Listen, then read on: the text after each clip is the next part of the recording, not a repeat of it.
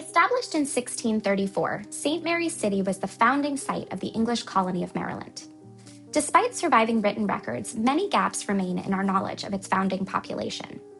Our study helps to fill these gaps by combining ancient DNA with historical, archaeological, and osteological information from the site. We even integrated genealogical data from living people who can trace their ancestry back to St. Mary's earliest settlers. We focused our investigation on the Bryc Chapel and the surrounding chapel field burial ground at St. Mary's. This site was excavated as part of an effort to reconstruct the historic chapel. During that process, archaeologists uncovered 3 lead coffins located beneath the chapel. A major scientific investigation revealed that the coffins contained the remains of Philip Calvert, Maryland's 5th governor, his first wife Anne, and an unknown infant thought to be Philip's child.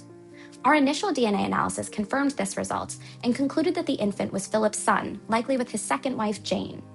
This discovery became the springboard for a much larger investigation. Since then, we generated genome-wide information for 46 additional individuals who died during the 17th and early 18th centuries and who were buried in and around the Bryc Chapel. By comparing their DNA to more than 11.5 million consenting 23andMe research participants, we identified over 1.3 million living genetic relatives.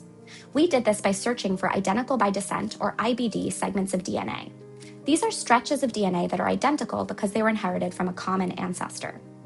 Shorter IBD segments act as a signal of distant shared ancestry, while longer IBD segments serve as evidence of recent genealogical relationships. Using IBD connections, we localized the origins of many of the original St. Mary's settlers to Western England and Wales, although we observed heterogeneity across individuals. We also mapped their genetic legacy in present-day Americans, finding a surprisingly strong signal in present-day Kentucky that mirrors a well-documented migration of Maryland Catholics, most of whom moved in the late 1700s and early 1800s in pursuit of economic advantage and religious freedom. But we didn't just want to look at broad population trends. We also wanted to see if we could do something that had never been done before: harness particularly strong IBD connections, the kind shared by close relatives, to restore the identities of some of the unnamed St. Mary's individuals. To put our approach to the test, we focused our investigation on one historical individual who shared particularly strong genetic connections to multiple 23andMe research participants, Burial 56. Genetic and osteological analyses showed that he was a male of European descent who died in his 40s or early 50s. Isotope evidence revealed that he was either born in Maryland or moved there as a young child. He was buried at the eastern edge of the chapel's foundation in a wooden box.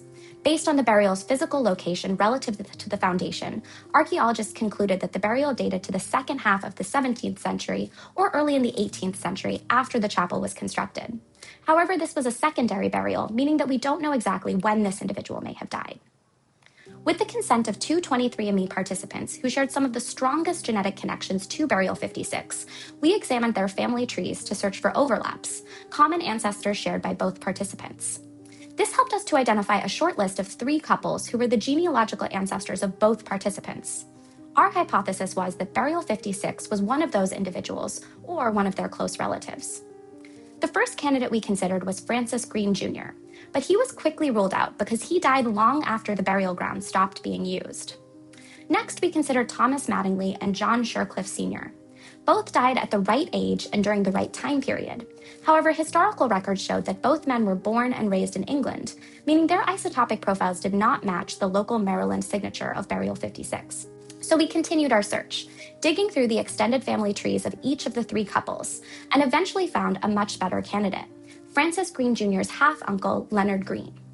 Historical records indicate Leonard was born in Maryland around 1636 and died around 1688 at the age of approximately 52, making him a strong match for the age, burial date, and isotopic profile we observed for Burial 56. But we didn't stop there. In our genetic analysis of the broader cemetery, we had already identified Burial 56's biological mother and father. When we checked their profiles against what was known about Leonard Greene's parents, including their ages at death, burial dates, and isotopic profiles, all of these factors aligned with what is known about his mother, Anne Cox, and his father, Governor Thomas Greene, the second governor of Maryland. While the Greene family were prominent members of colonial society, their burial locations were lost.